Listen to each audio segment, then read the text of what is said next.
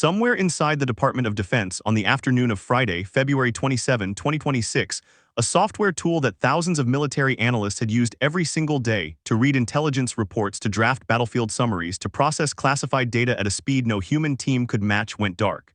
Not because of a cyberattack, not because of a foreign adversary, because of a Truth Social post. The left-wing nut jobs at Anthropic have made a disastrous mistake trying to strong-arm the Department of War and force them to obey their terms of service instead of our Constitution. I am directing every federal agency in the United States government to immediately cease all use of Anthropic's technology. In a coffee shop in Dayton, Ohio, a man scrolls past the post. He doesn't know what Anthropic is. He goes back to his coffee. In a glass-walled tech office in Austin, a woman types into Slack, "Is our duty contract toast?" 3 crying, laughing emojis reply. Then silence. Here is why what happened on February 27th matters to both of them and to every single American who believes that decisions made inside the Pentagon are made for reasons of security, not business. This story has 3 threads, and they are all pulling in the same direction.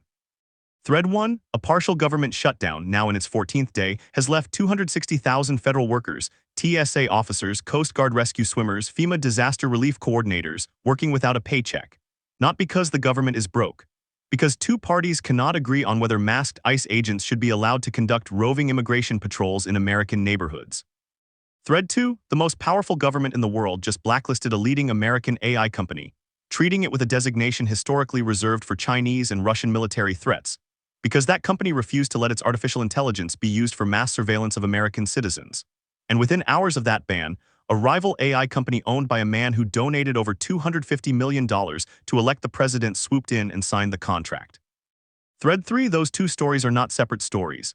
This is the story of who controls the most powerful technology in human history, who profits from it, who gets to set the rules, and what happens when the answer to all 3 questions is the same person. To understand how we arrived here, you have to go back to 2023, the year the United States government woke up to the fact that it had a serious AI problem, not the kind of AI problem you see in movies, not Terminators. The real problem, every major foreign adversary, China, Russia, Iran, was racing to embed artificial intelligence into their military and intelligence infrastructure. And the US government, bound by decades of slow-moving procurement rules and bureaucratic inertia, was falling behind. In 2023 and 2024, the Pentagon launched a quiet but aggressive program to change that.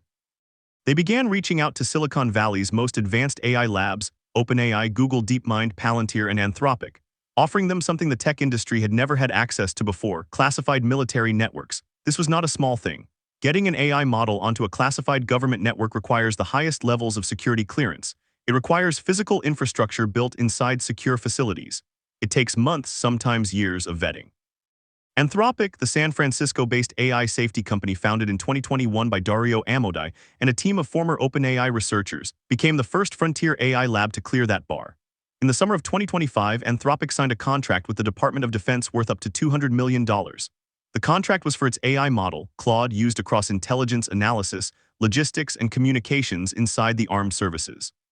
By all accounts, the people using it loved it.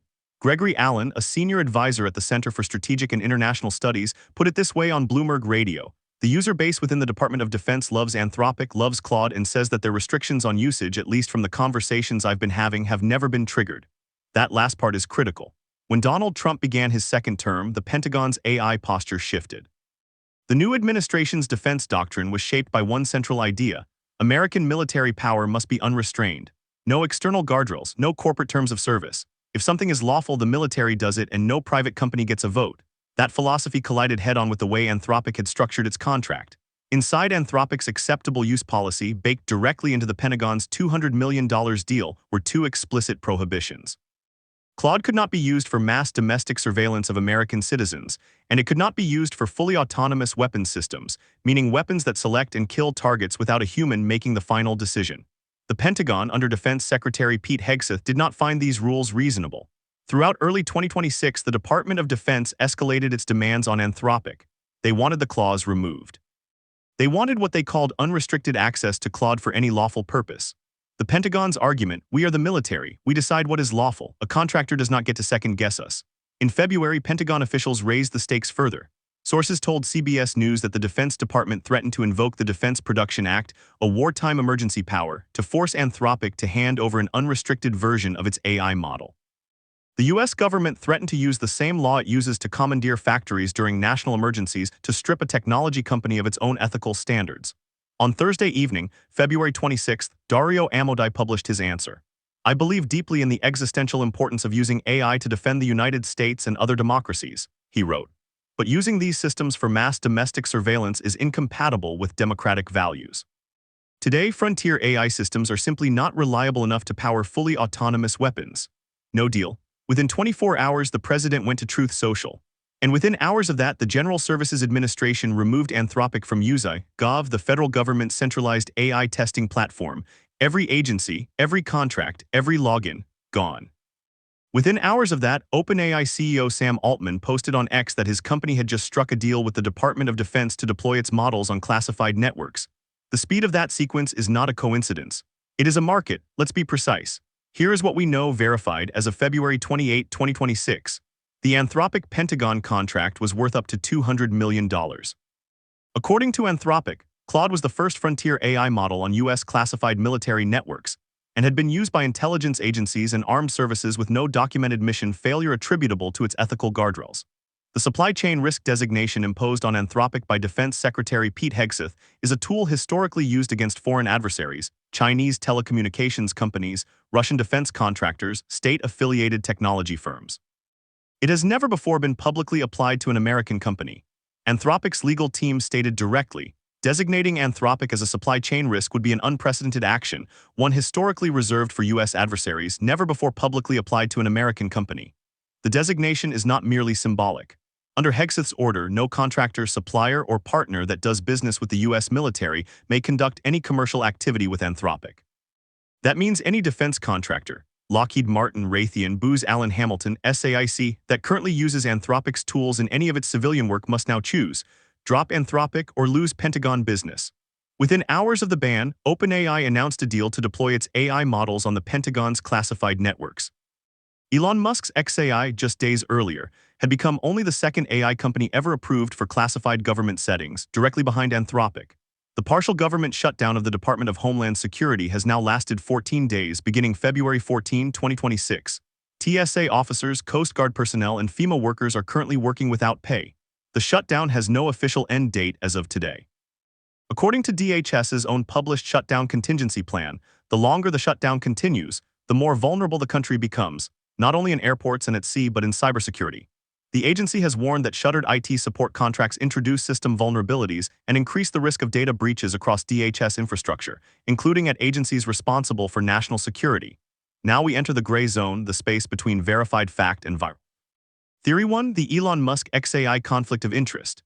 Elon Musk, the world's wealthiest man who donated over $250 million to elect Donald Trump in 2024, who heads Doge, who remains one of the president's closest advisors, also owns xAI, which makes an AI product that competes directly with Anthropic's Claude. On the same day Anthropic was banned from all federal contracts, xAI was cleared for classified government work. On X, Musk posted that Anthropic hates Western civilization. Within 24 hours, xAI was positioned to capture federal contracts worth hundreds of millions of dollars previously held by a now-banned competitor. The online shorthand, the richest man in America used the president to eliminate a competitor. The official counter-argument says this is purely a national security decision. Hegseth's position is that a contractor cannot be relied upon if it believes it has a say in how the military uses its tools. The argument is about principle, not competition. The question the counter-argument cannot answer. Why was OpenAI, which publicly stated it shares Anthropic's red lines on autonomous weapons and mass surveillance, awarded a classified Pentagon contract the same night Anthropic was banned for holding those same red lines? Senator Mark Warner, vice chair of the Senate Intelligence Committee, put it plainly: President Trump and Secretary Hegseth's efforts, potentially as the pretext to steer contracts to a preferred vendor whose model a number of federal agencies have already identified as a reliability, safety, and security threat, pose an enormous risk to U.S. defense readiness. We are not saying the theory is true. We are saying the timing, the money, and the connections make the question legitimate. Theory 2. The AI safety purge. This theory holds that the Anthropic ban is not really about this contract. It is about the next 10 years of AI development. By designating Anthropic, the lab that pioneered constitutional AI and harmlessness as a technical standard, as a national security threat, the administration may be sending a signal to every AI lab in America: build safe AI and get treated like an enemy of the state. Build compliant AI and get rich. More than 100 Google employees signed an internal letter demanding similar ethical limits on Gemini's military use. OpenAI employees signed an open letter opposing retaliation against Anthropic. Workers at Microsoft and Amazon demanded the same. The open letter stated, "We strongly believe the federal government should not retaliate against a private company for declining to accept changes to a contract." The Pentagon's position is that it cannot operate on a battlefield with AI that may refuse commands based on a corporation's internal policies.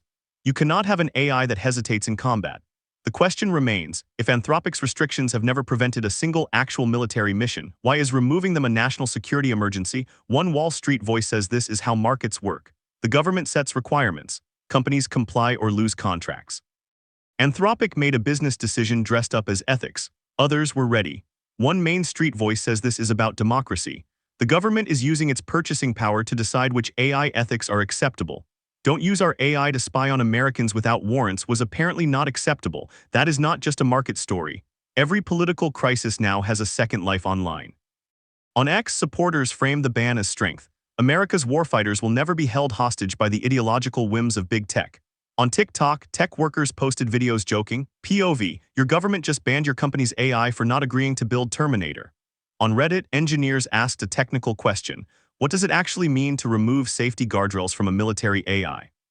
They explained that systems trained with safety constraints behave differently when those constraints are removed. The behavior can become unpredictable. And unpredictable AI in a military context has a name: liability. Meanwhile, the DHS shutdown has its own digital life. Members of Congress argued publicly over who is responsible for TSA workers not getting paid, while continuing to receive their own $174,000 salaries on time. The contrast was not subtle. Two stories: a shutdown weakening homeland security from the inside, an AI contract fight reshaping military power from the top down. The question is no longer whether artificial intelligence will define the next era of warfare and governance. The question is who decides how it is used, and whether those decisions are being made in the open or in the blur between a social media post and a contract signed before the ink is dry.